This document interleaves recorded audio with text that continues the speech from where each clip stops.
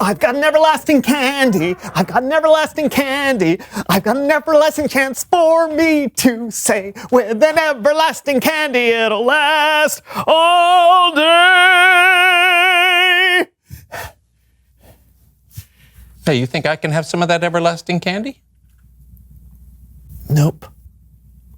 It's all mine. Forever.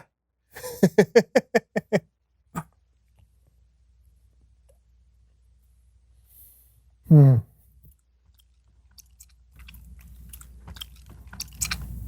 I'm gonna just gum.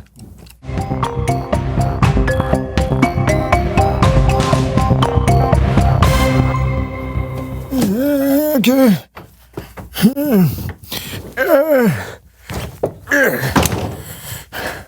Oh!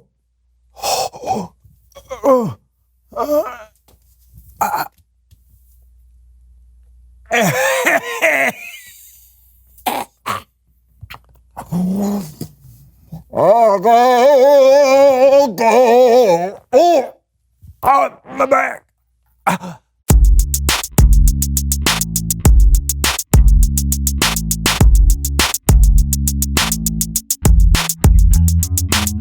Welcome to the So-and-So Show! I'm Brandon, that's John. Yes, I am. And today we're brought to you by the number 12. Like 12 drummers drumming.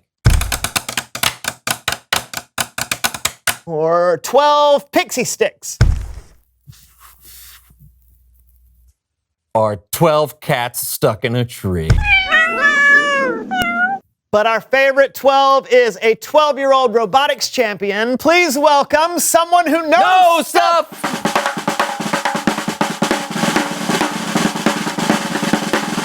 Hey guys! Hey, come on in. It's so good to see you again. Thanks, I'm so excited to be here. Okay, for those who may have missed you last time, tell us who you are and what you know. My name's Mishka, and I am now a 19-time robotics champion and a maker/inventor. Oh, inventor. Oh, I didn't know you invented things. Oh yeah, that's actually how I got into robotics. I was trying to build a machine to take out the trash. That's my chore at home. But it ended up just chunking trash around the house. So my mom thought putting me in robotics club after school was a better use of my time. Was it? Oh yeah, I've invented and built all kinds of things. Like what? Like an automatic dog bowl, it feeds your dog while you're away. Oh, that's awesome. I also invented a toothbrush that brushes your teeth while you sleep. Oh, that's cool. Yeah, the only thing I've ever invented is a sandwich. It's called the stomach nuke. I wouldn't recommend eating it. But I've always wanted to build something that really mattered, something that could help the world. And now I have. What is it? I call it the static charge transducer. Wow! What does it do? Einstein, Bose, Newton, Curie, MacGyver. No, she says the names of physicists when she's feeling impatient. Right. Oh, sorry. Did we say something wrong? No, you're fine. I just thought this invention was obvious, but obviously not. The static charge transducer collects static electricity and stores into a battery. Then it expels the electricity into an actual electrical voltage that can just about power anything. Einstein, Bose, Newton, Curie, MacGyver. It means that instead of wind power, hydropower, or even solar power, the static charge transducer can create electricity just about anywhere. All you need is a static charge. Oh. You still don't understand, do you? No. Want a demonstration? Yes! Why don't we make it a little competition? It's time to play How Many So-and-So Hosts Does It Take to Turn on a Light Bulb?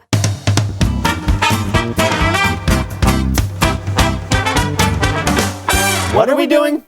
You are both covered in wool blankets, which are wonderful conductors. When I say go, you both will jump around, therefore brushing the wool, causing a static charge to pass through the transducer, then into the light bulb. The first person to light up your light bulb with nothing but static electricity wins. Got it? Is this safe? On your mark, get set, go.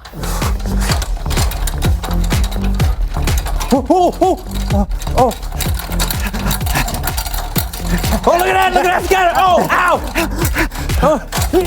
Oh, come on. Ow! Oh, that hurts. Come on. No. You did it, Brandon! I did. You created a usable electricity from static! Whew. And John, you exercise. Well, I did eat those pixie sticks. Hey, this is incredible, Mishka. I mean, you've used your talents, your skills, and your gifts to truly make a difference. Yeah, no Thanks. doubt this transjuicer is going to change the world.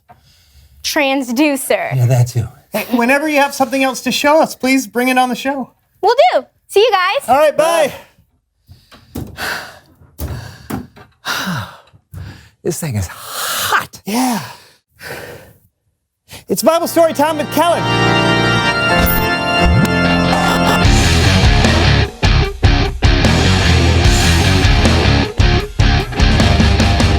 Should I even ask? Oh, science experiment. Makes sense. So, Kellen, do you have a Bible story for us? I do. It's about a young person who maybe thought he didn't have a lot to offer, but God created him just like he created all of us to make a huge difference. Just like Mishka. Yep. Oh, I'm also going to need your help for this story. No problem. To the theater!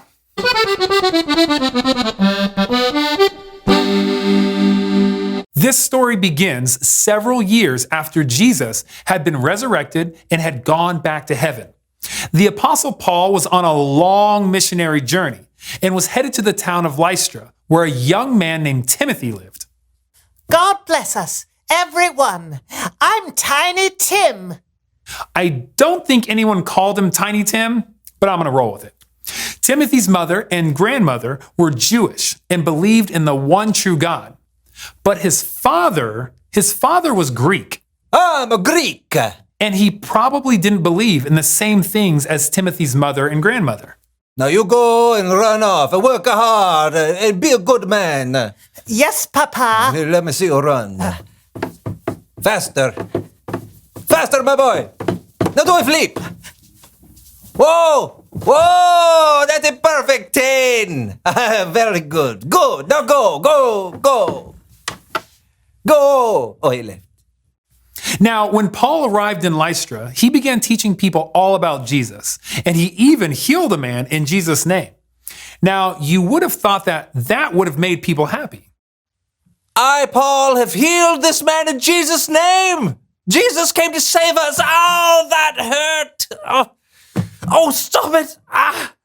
But many people didn't trust Paul, so they threw stones at him. No, please. Stop. Get away. That one's going to leave a mark.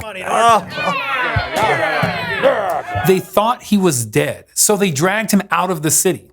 But he wasn't dead yet, and he wasn't scared either. He got back up, went right back into the city to teach some more. And Timothy, his mother, and grandmother, they listened to Paul's teachings, and all three of them became believers in Jesus. God loved us so much that he sent Jesus. God has blessed us, everyone. When Paul went on his way, he left behind a small, thriving new church. Timothy became a faithful disciple of Jesus, and everyone in the church spoke well of him. So much so that when Paul returned several years later, he wanted Timothy to travel with him on his journey. I want you to travel with me on my journey. Why do you want me to come along? There are others who are older and with more experience. Your mother's Jewish, right? Yes, sir. And your father's Greek? Yes, sir. Well, then you've been raised to know God's law, and you also know how to relate to people who may be from different backgrounds. So you're very special. I am. Then let's go. Yes, walk with me. Over the next few years, Timothy traveled with Paul, helping to encourage believers in starting up new churches. Paul even sent Timothy to help lead churches in the cities of Corinth and Ephesus. Paul wrote Timothy a letter with a special mission. Timothy, I have a special mission for you if you choose to accept it. I don't want it. You may not think you want it, but wait until I've finished writing.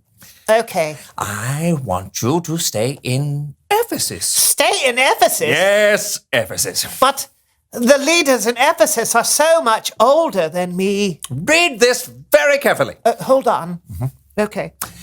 Don't let anyone look down upon you because you are young. Set an example for the believers in what you say and in how you live. And also set an example in how you love and in what you believe.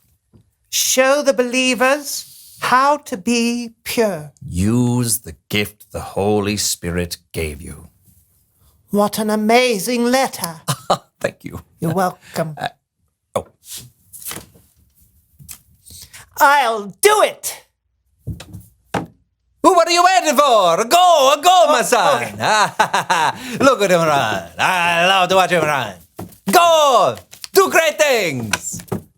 Even though Timothy may have been young when he met Paul, that didn't stop him from helping to build the early church and making a huge difference in telling the incredible news of Jesus. The end. Timothy was the perfect person to help Paul plant churches. With his gifts and his background, he fit right in. Yep. Timothy discovered who he was meant to be, and then he made all the difference in the world. It just goes to show you, you're never too young to make a difference. Thanks, Kellen. That was awesome. No problem.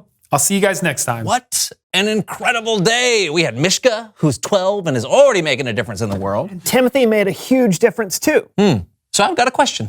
Then reveal the question. How can you make a difference right now? Yeah, think about that.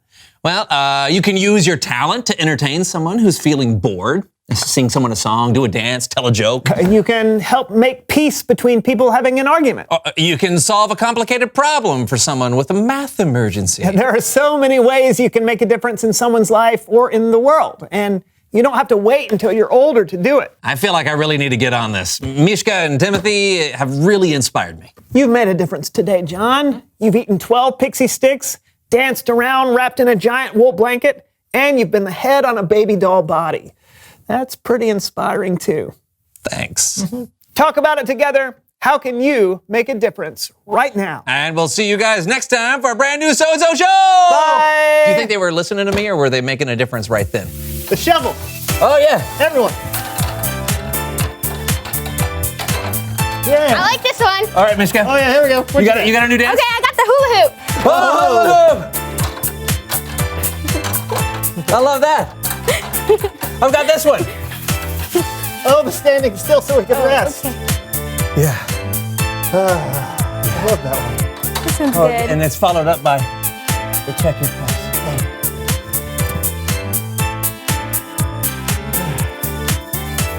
Oh, that's a good dance. I can feel the beat.